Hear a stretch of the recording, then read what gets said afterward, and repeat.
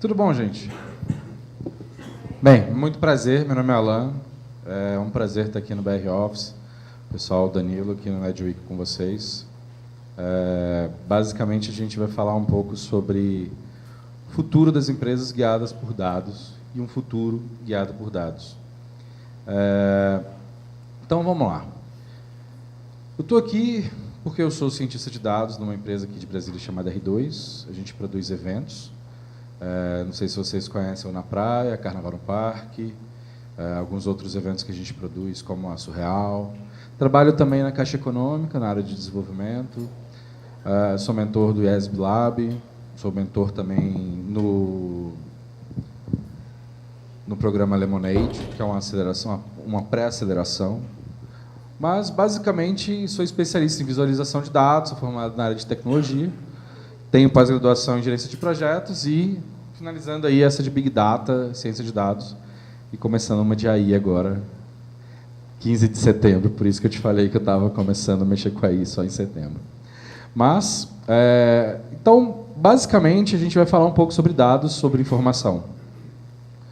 Mas, antes de mais nada, eu queria perguntar para vocês o que vocês pensam sobre algumas frases, para a gente poder entender e ver uma visão muito interessante sobre dados, sobre informação. Eu vou ler rapidamente, eu quero que vocês falem o que vocês acham, não importa, pode falar mesmo. Vivemos em um mundo com excesso de informação. Você não vale, tá? Vivemos em um mundo com excesso de informação, a enorme quantidade de dados aos quais as pessoas são expostas diariamente é prejudicial em todos os sentidos. Estou falando do que aqui? Internet, mais alguém? Pode ser. Você está doido para falar? Fala. Beleza. E-mail, WhatsApp, bacana. Eu vou falar daqui a pouco sobre o que elas são. Essas novidades causarão problemas sérios. As pessoas perderão sua capacidade de memória por falta de uso. Celular. É o quê? Waze. Waze é uma boa. Né?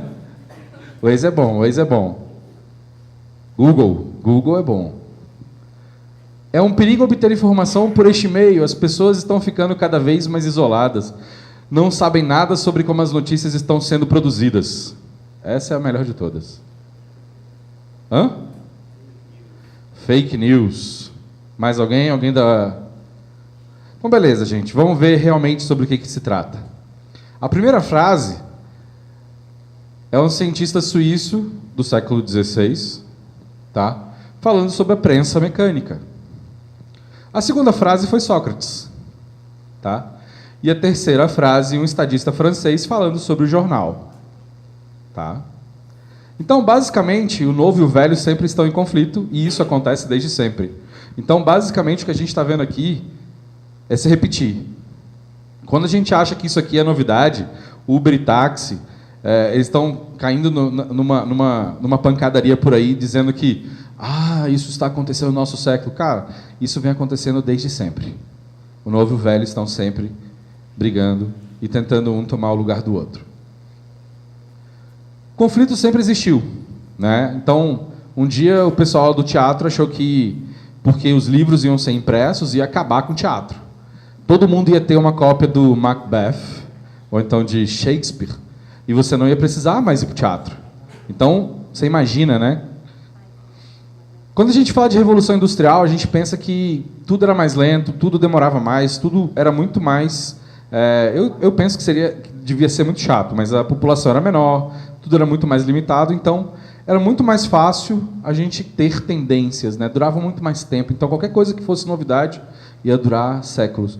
Não precisa nem ser revolução industrial. Eu lembro da minha infância, quando eu queria um álbum dos Sex Pistols, por exemplo, demorava aí 2 meses, 3 meses para chegar em Brasília e o pessoal já tinha lançado lá há séculos. Então, vamos fazer um parênteses aqui e perguntar, quem aqui é formado? Todo mundo, todo mundo. Bem, formar significa tomar forma, né? Todo mundo aqui tem uma forma, todo mundo foi estruturado para entrar dentro de um sistema. E isso é muito revolução industrial. Se você for pensar, a escola, ela trabalha com uniforme, horário de entrada, horário de saída, horário do lanche, pedir para ir ao banheiro, ser avaliado constantemente, parece uma fábrica? Total, né?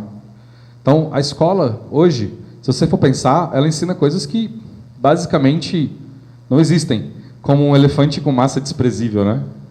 Essa é ótima. Ou um carro sem linha reta, ignorando o atrito. Eu adoro pensar num carro que não tem atrito. Né? Carro perfeito, não gasta gasolina. E aí, quando você pensa na escola, ela destrói tudo que a gente procura nas empresas, que a gente procura nas pessoas, que é o pensamento crítico.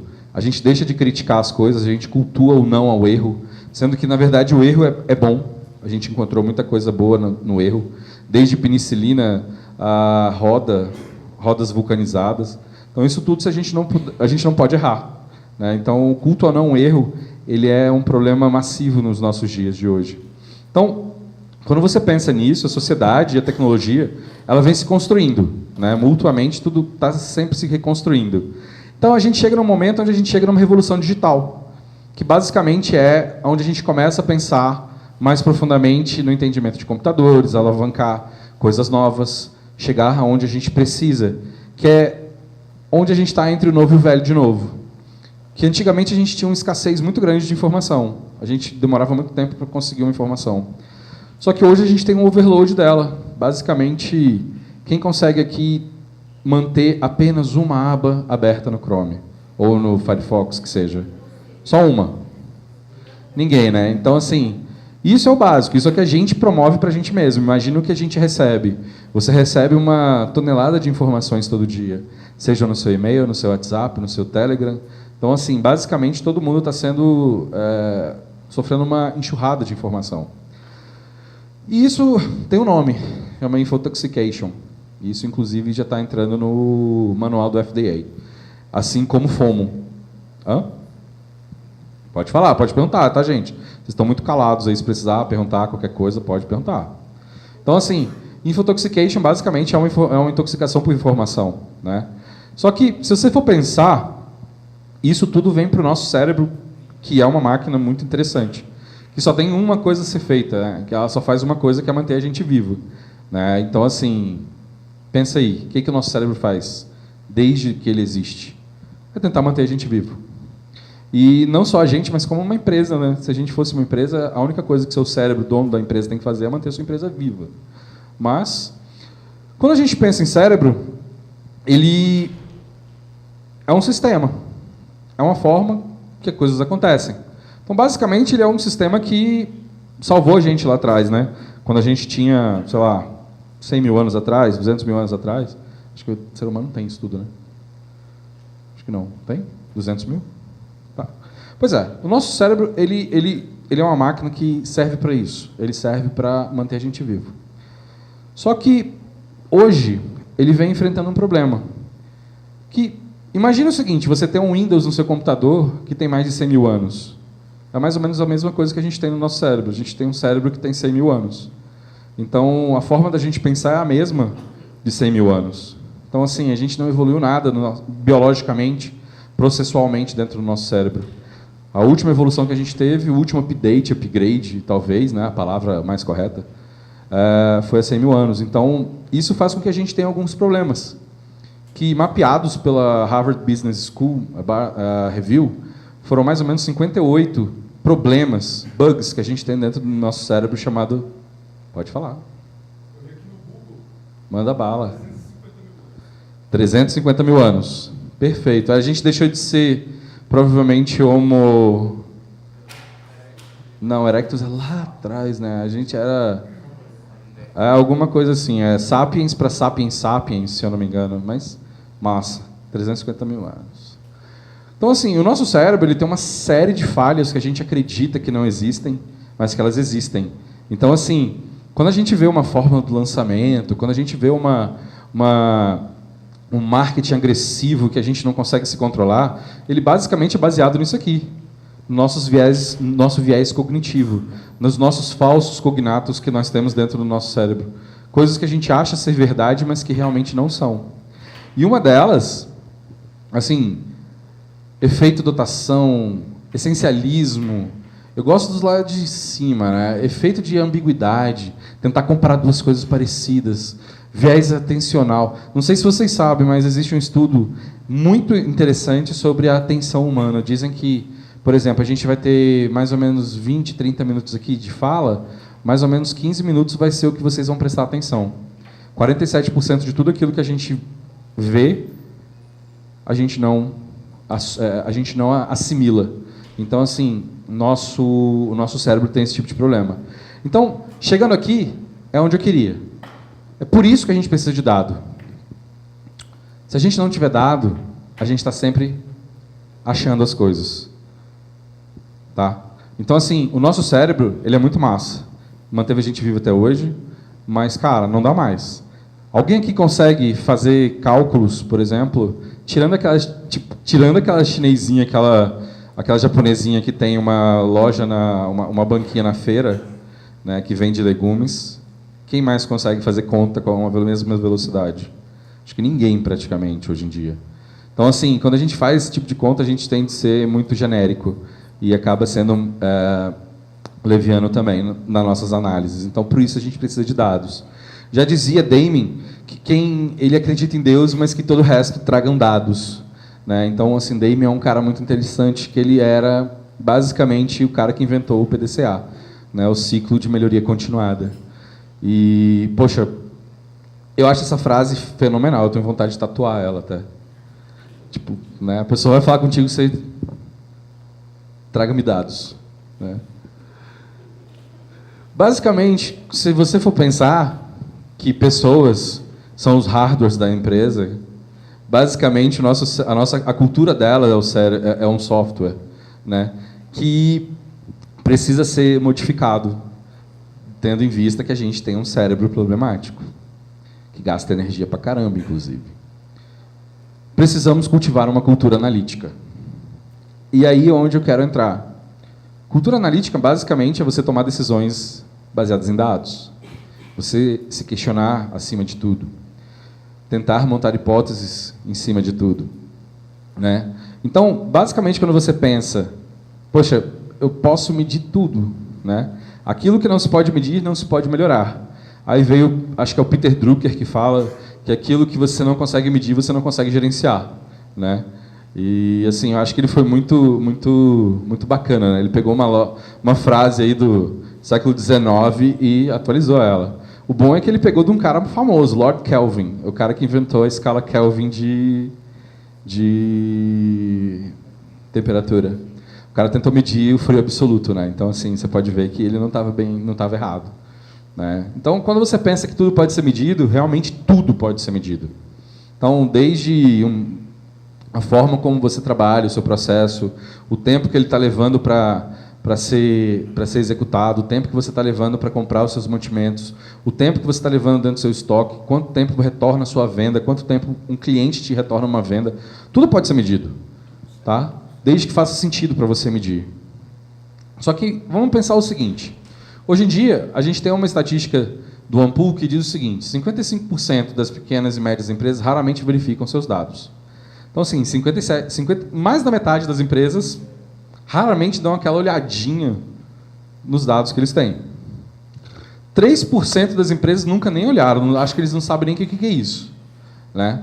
Aí, quando você pensa, a gente está falando de 58% do mercado, de pequenas e médias empresas, que basicamente é o que sustenta um país, né? Nunca nem olharam, ou então olham muito raramente para os seus dados. Então, será que tem alguma coisa a ver com essa estatística do IBGE, por exemplo, que 61% das empresas fecham antes dos 5 primeiros anos? Eu acho que hoje em dia não existe coincidência. Nada mais é orgânico, tudo hoje em dia é programado. E assim, o que é orgânico ainda vai deixar de ser. Então, quando você pensa que 61% das empresas fecham, a gente tem que começar a avaliar o que elas estão fazendo de errado. Então, se a gente tem uma riqueza hoje, que é os nossos dados, hoje em dia a gente costuma dizer que dado é o novo petróleo. Isso aqui é muito clichê, mas eu adoro essa imagem, então eu sempre coloco ela nas minhas apresentações. Eu acho essa imagem muito formidável. Assim. Então, basicamente, quando você pensa em dado, ele tem valor. Tudo bem que ele não é... Né, eu vou mostrar para vocês o valor que ele tem, Mas, assim, cara, petróleo foi o que segurou a economia do nosso último século. Basicamente, se você for pensar, muito provavelmente dado seja novo viés de trabalho das empresas daqui para o próximo século, pelo menos das que quiserem ficar abertas, né? Então, o que é um dado? Nada mais é do que um fato que tenha significado. Se você pensar que a visita de um cliente tem significado e aconteceu, ela é um dado. Pode ser anotado. O pessoal de marketing adora chamar de, como é que é? Pipeline de cliente, CRM. Tem uns nomes bonitos para você anotar. Mas, assim, o que você pode pensar é o seguinte: tudo aquilo que na minha empresa faz sentido, eu quero anotar, eu quero ter dado. Se for fato e for significativo, ele é um dado para você. E quando você pensa em cadeia de valor, como eu falei lá atrás, o dado em si, na cadeia de valor, ele é muito pequeno, né? Ele faz uma correlação pequena. Mas aí você vai crescendo, transformando ele. Esse gap aqui é justamente a transformação do dado, né? Quando você transforma o dado em informação, ele começa a ter mais valor. Quando o conhecimento, ele vai tendo muito mais valor. E quando você consegue criar sabedoria, basicamente eu costumo traduzir dessa forma. Já que dados são fatos, eu tenho fatos, eu interpreto esses dados, eu começo a criar suposições. Então, eu estou supondo que a minha empresa está perdendo dinheiro porque meu estoque está grande demais. É uma suposição. Quando você começa a analisar as suas suposições, ou seja, você está aqui na cadeia de valor dos dados, né, eu estou fazendo a transformação, eu estou demonstrando que eu estou saindo de uma suposição e estou crescendo o valor desse entendimento de dados e começando a tomar conclusões. Ou seja, eu começo a falar assim, realmente o meu estoque é que está com problema, está grande demais. Então isso é uma conclusão. Quando você faz isso, você ainda tem a possibilidade de crescer mais esse entendimento e criar opiniões. Quando você começa a criar opiniões, você começa a ter ações. E aí é onde faz toda a diferença. Ação é o que move uma empresa. Ação é um diferencial competitivo, principalmente se ela for tomada dentro do tempo necessário. Então, faz sentido para vocês, até agora, demonstrar que fato que é dado pode gerar ação? Está todo mundo tranquilo com isso? Beleza. Toda empresa tem vários tipos de dados. Hoje em dia a gente tem vários tipos de dados rolando por aí. Então, social data, que são as redes sociais, dados demográficos, comportamentais. Então, tudo aquilo que a gente vê aí que rola nas redes sociais são dados sociais, ou social data. Enterprise data é tudo aquilo que a gente tem dentro da nossa empresa. Para quem tem empresa, existe, por exemplo, dados da sua produção, da sua logística, das suas finanças, os dados do seu RH, que hoje em dia são temas de estudo de ciência de dados também.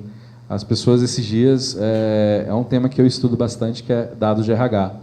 E esses dias me perguntaram, nossa, dá para fazer isso? Eu falei, cara, dá. Por incrível que pareça, dá. Dentro da possibilidade, você consegue determinar, por exemplo, quem vai pedir demissão, quem está triste com a empresa, e fala assim, mas isso aí já dava para fazer. Não, dava para você achar. Hoje dá para você saber. E existe uma diferença muito grande entre as duas coisas, né? E quando a gente vai para o personal data, a gente está pensando aqui em smartphones, batimentos cardíacos, suas rotas, né? Conheço pessoas que gostam desses dados. Então, assim, são os dados mais visados hoje em dia, né? Se você for pensar a nossa privacidade, as questões mais importantes hoje em dia que a gente tem discutido na mídia, as leis, todo esse tipo de dado tem valor. Por exemplo, eu vou fazer uma pergunta bem rápida. Quanto custa um site como o Google para você usar? Ele é de graça? Quanto custa o Facebook para você usar? Então ele é bonzinho e deixa você usar e ter amigos lá, né? E assim, tranquilo. Quando a gente não paga nada, a gente é o próprio pagamento. Então assim, a gente paga com nossos dados. Então nós somos o preço de uso. Então isso é muito importante que a gente entenda isso. Personal data, basicamente, é tudo aquilo que nos representa o que a gente é. Então, mas o que eu faço com isso tudo? Né? Agora eu já entendi. Eu preciso de dados. Eu já tenho dados da minha empresa. Tenho os dados, redes sociais dos meus clientes, por exemplo. Eu posso transformar eles, gerar informação. Informação, quando você tem informação na mão, você tem poder. Poder de ação, poder de decisão.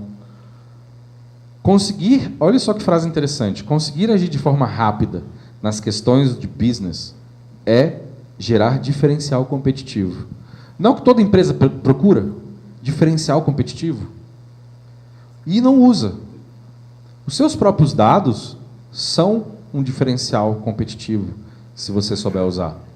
Quando a gente pensa, essa simples análise de você saber que o seu estoque está maior do que você precisa, é um diferencial competitivo, porque você está se colocando dentro de uma forma que você vai poder enxugar o teu custo, melhorar a sua margem de lucro.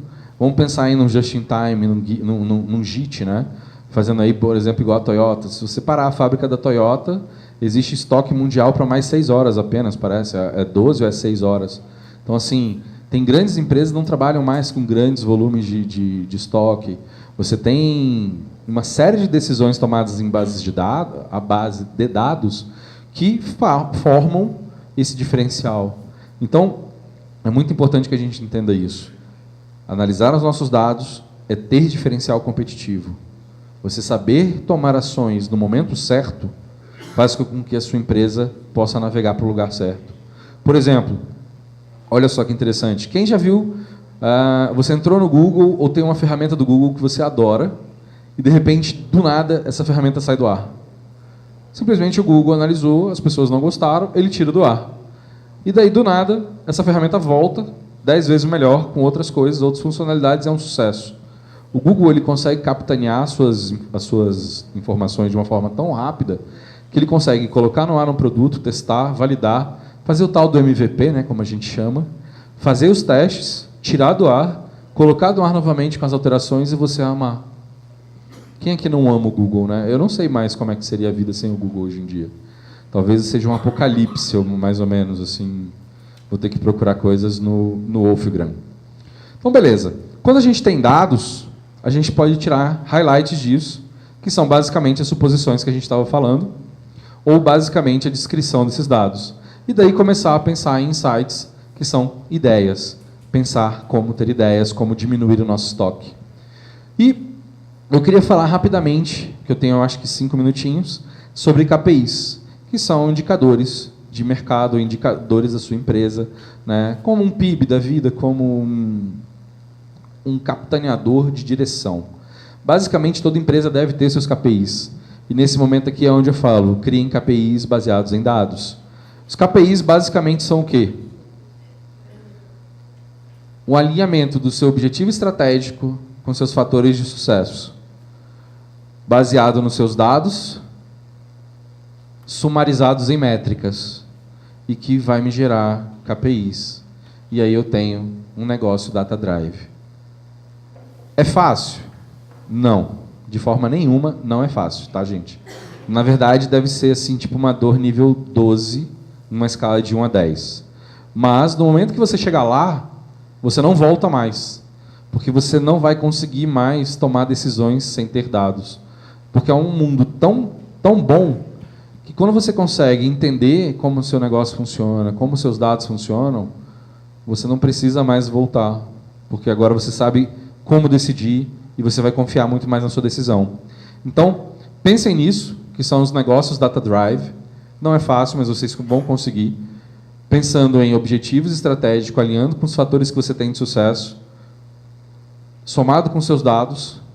Métricas, basicamente, são dados sumarizados, né? São aplicações matemáticas que você pode fazer dentro dos dados. E obter KPIs. KPIs nada mais são do que um indicador. Ela tem que fazer sentido para você, não precisa fazer sentido para os outros. Você pode juntar todos os seus negócios e falar assim, beleza, esse mês o meu KPI de negócios foi 1.500. Mas, contanto que no mês que vem ele seja 1.600, tá ótimo. Então, gente, basicamente o que eu queria falar era isso. Eu acho que eu cheguei no minuto 1, né, faltando. E é isso aí. A gente precisa ter um futuro guiado por dados. Não dá mais para tomar decisão no achismo. Beleza? Dá um exemplo pra gente como é que você utiliza os dados lá na questão da R2. Você pega os dados de engajamento de rede social, o perfil, o que o público deles curtem, gostam, para o planejamento de festas, e aí realmente para eles terem esses insights, que tipo de festa, quando, como, é esse tipo de dado que você utiliza para orientá-los? Como é que é seu nome? Marcílio. Marcílio. Você é da Fan Festival ou não? Não. Eu trabalho no mercado publicitário. Brincadeira, estou brincando. Basicamente é o seguinte, por exemplo, uma ação que a gente tomou baseada em dados. A gente estava fazendo uma venda de um evento, não vou falar o evento, mas que basicamente a gente tinha algumas atrações que não estavam virando, ou seja, não estava batendo meta de venda. E a gente começou a analisar os dados das pessoas que estavam comprando e a gente identificou uma curva muito errada na localização dessas pessoas. Localização mesmo, demográfica. A gente tem mapeamento, por exemplo, de calor de onde são as nossas compras. E essas pessoas estavam comprando de áreas exatamente inversas ao que a gente estava determinando, o que é o nosso público. E quando a gente foi analisar as nossas campanhas de marketing no YouTube, no Facebook, no Instagram, estava errada a nossa localização, as pessoas que a gente estava tentando alcançar. Uma simples troca baseada nos dados que a gente tinha de geolocalização das pessoas fez com que a gente aumentasse quase 700% de venda em um dia. Isso foi uma campanha. Agora, por exemplo, dentro da nossa base, esses dias lá na praia, aí eu posso falar porque aconteceu, todo mundo viu, quer dizer, não sei se todo mundo viu, mas a gente estava com um excesso de pessoas. Olha só que interessante, né? Aí vai dentro lá do métier da Palantir, viu? A gente estava com um número de pessoas muito grande no lado direito do nosso palco e os nossos 2 bares que estavam lá estavam extremamente lotados e atendendo mal, porque você estava com o público todo enviesado para um lado e você tinha um buraco dentro daquele espaço e um bar praticamente vazio. Então, o que a gente fez? Na hora, a gente puxou o computador, fizemos um push basicamente geolocalizado para as pessoas que estavam ali. A gente pegou quem eram aquelas pessoas, analisamos o perfil delas e fizemos uma promoção naquele mesmo momento de um preço de uma Corona, exatamente no bar que estava vazio. Cara, lá de cima foi a coisa mais linda.